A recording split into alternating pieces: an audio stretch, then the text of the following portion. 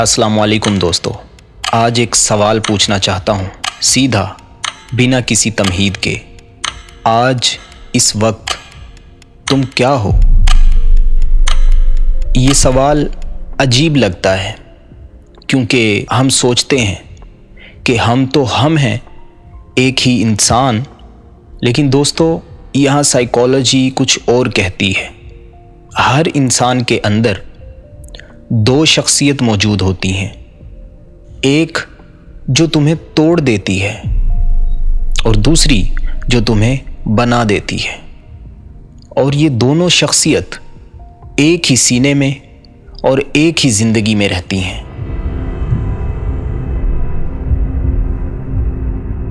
दोस्तों, आइए सोचते हैं बिलाल की कहानी।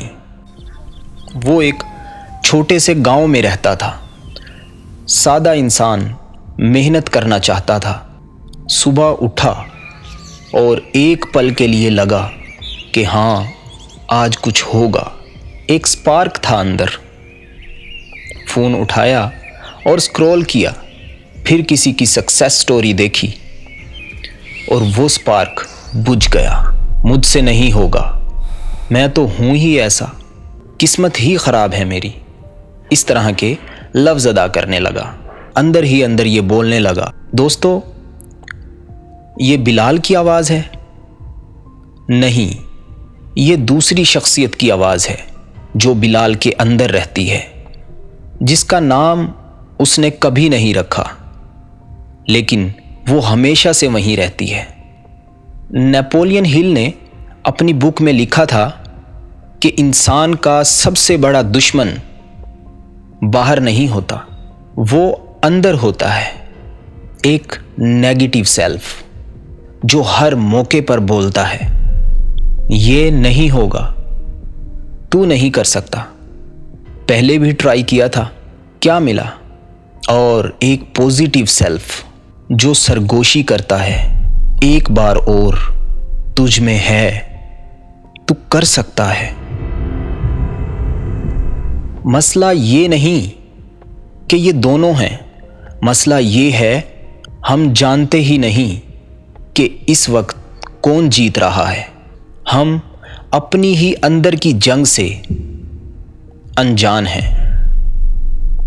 साइकोलॉजिस्ट इस चीज़ को कहते हैं इंटरनल डायलॉग। जो कन्वर्सेशन तुम खुद से करते हो वही तुम्हारी रियलिटी बन जाती है।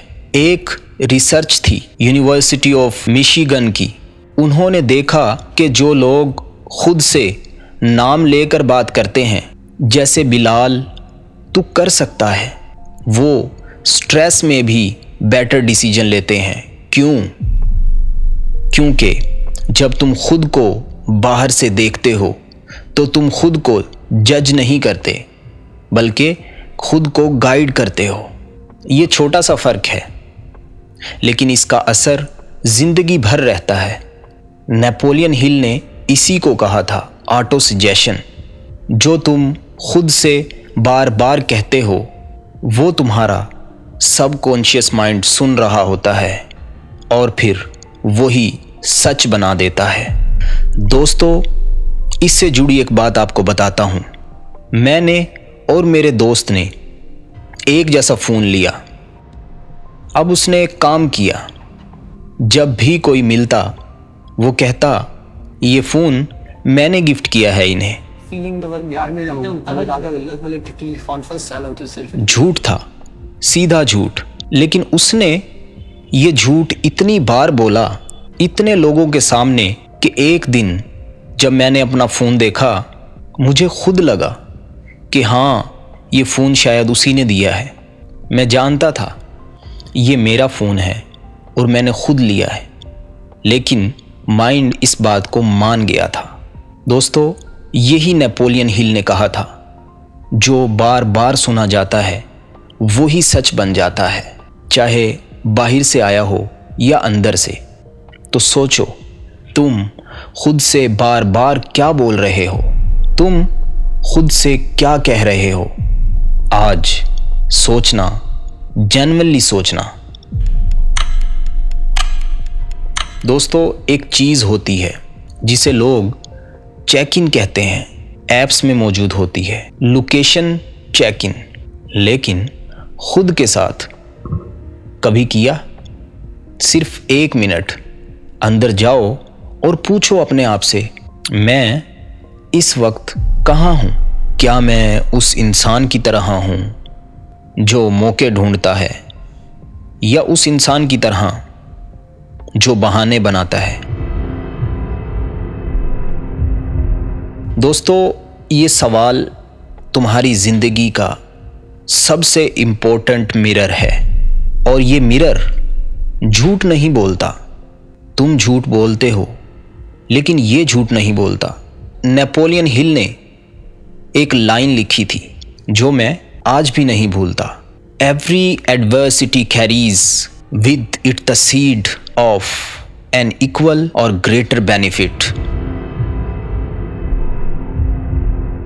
मतलब हर मुश्किल के अंदर कुछ अच्छा छुपा होता है, लेकिन वो सीड सिर्फ पॉजिटिव सेल्फ ही ढूंढ सकता है। नेगेटिव सेल्फ तो सिर्फ मुश्किलात दिखाता है। दोस्तों, सोचो थॉमस एडिसन के बारे में, जिन्हें 10,000 बार फेलियर मिली। 10,000 बार। क्या उनके अंदर नेगेटिव सेल्फ नहीं थी? जरूर थी, लेकिन वो जानते थे कि इस वक्त कौन जीत रहा है। वो कॉन्शियसली चूज करते थे नेगेटिव सेल्फ को नहीं, पॉजिटिव सेल्फ को। दोस्तों, ये अवेयरनेस थी, ये चेक इन थी खुद के साथ। मैं इस वक्त कहाँ हूँ और फिर मैं जाना कहाँ चाहता हूँ। ये 2 सवाल, सिर्फ ये 2 सवाल आपकी शख्सियत बदल सकते हैं। बिलाल वो करैक्टर जो हमने शुरू में छोड़ दिया था, उसने एक दिन खुद से ये सवाल पूछा। फोन रख दिया, उठाया नहीं, स्क्रॉल नहीं किया, सीधा काम पर बैठा। वो पहली बार जीता था अपनी ही अंदर की जंग में। तुम 2 लोग हो, एक जो तुम्हें रोक रहा है और दूसरा जो तुम्हें आगे ले जाना चाहता है। दोनों रियल हैं और दोनों तुम्हारे हैं, लेकिन तुम्हें डिसाइड करना है आज इस वक्त कौन बोलता है।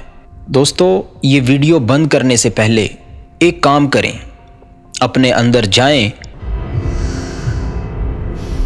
1 मिनट और खुद से पूछें, मैं इस वक्त कौन हूं? जवाब आ जाएगा, सच वाला। और जब आएगा तो तुम जानोगे अगले कदम की ज़रूरत है। ये सिर्फ जागना था।